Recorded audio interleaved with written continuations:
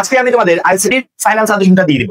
ICT তে আমাদের total পরীক্ষা হবে 100 মার্কের, যেখানে সৃজনশীল থাকবে 50, বহুনির্বাচনীতে 25 এবং আর 25 হচ্ছে প্র্যাকটিক্যালে। ঠিক আছে, এই হচ্ছে 100 মার্কের পরীক্ষা হবে। এখন টেনশন হচ্ছে কিভাবে সৃজনশীলে 50 মার্ক তুলবো, সেই সাথে বহুনির্বাচনীতে 25 মার্ক তুলবো। সহজ একটা গাইডলাইন দিব, যে গাইডলাইনটা ফলো করলে তুমি এই 75 মার্ক সহজে তুলতে পারবে। প্রথমে আমরা যদি চ্যাপ্টার আসে, আমাদের টোটাল 6টা চ্যাপ্টার আছে, যেখান থেকে প্রশ্ন আসবে কয়টা? 8। 6টা চ্যাপ্টার থেকে প্রশ্ন আসবে 8টা, লিখতে হবে কয়টা? 5টা। তাহলে কি সবগুলো চ্যাপ্টার করার কোনো প্রয়োজন আছে?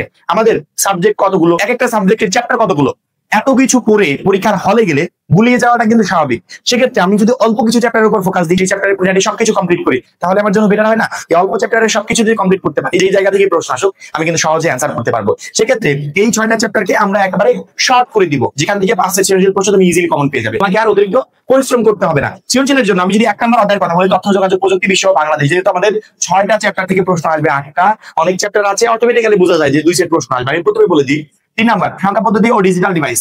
ঠিক আছে, 2টা প্রশ্ন পাবে এই অধ্যায় থেকে, 2টা প্রশ্ন পাবে এই অধ্যায়টা। আরেকটা গুরুত্বপূর্ণ কথা বলে রাখি, তুমি এই 1 নাম্বার তথ্য যোগাযোগ প্রযুক্তি বিশ্ব বাংলাদেশ অথবা 2 নাম্বার কমিউনিকেশন সিস্টেম নেটওয়ার্কিং, এই অধ্যায় থেকে প্রশ্নের অ্যান্সার করে যেমন নাম্বার পাবে, তার থেকে অনেক বেটার নাম্বার পাবে সংখ্যা পদ্ধতি বলো, তারপরে তুমি প্রোগ্রামিং ভাষা বলো, এইচটিএমএল বলো, এই চ্যাপ্টার গুলো থেকে অ্যান্সার করে। কেন বলো তো?